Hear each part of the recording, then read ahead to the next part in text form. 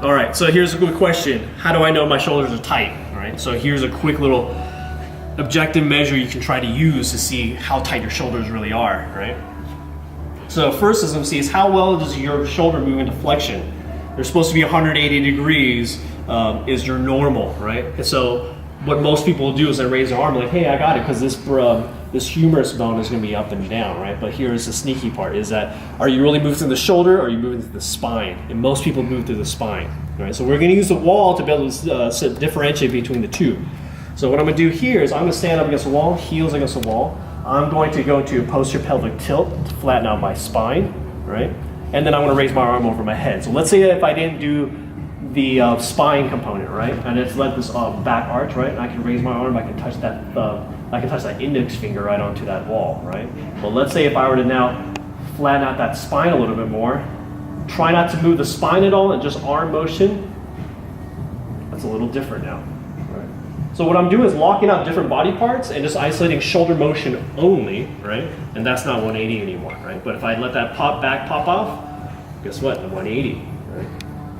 So are you compromising being in lumbar spine neutral to get that arm overhead because of lack of shoulder mobility? I bet a lot of people are.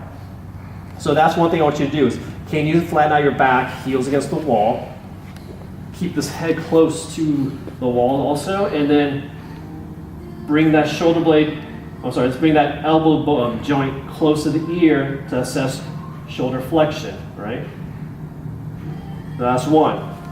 The next one is going to be same position in the back, but we're going to assess internal rotation and external rotation. So if I have my back flat here, I'm going to bring my elbow out to 90 degrees, out to fingers forward, and I'm going to say, hey, can I touch my knuckles onto the wall, right? My external rotation is not too bad. Some of you might go, all right, I can touch my fingers to the wall. You might do this, and then fingers are going to reach back, but that's not true shoulder motion, right? So, external rotation. Now let's go the other way, internal rotation. If I start from here as your starting point, I want to see 70, all right? So if my spine stays flat, that's what I got. So I lack a lot of internal rotation. It's not as good. That's what I need to work on. And the last one is going to be how well is your horizontal adduction, mainly because of the rack position. That's what we do here, right? So horizontal adduction is when the arm goes across your body in this plane here, right? So stay right there. I'm going to turn around. I'm going to go ahead and reach across, and can I touch the shoulder blade at something called the scapular spine?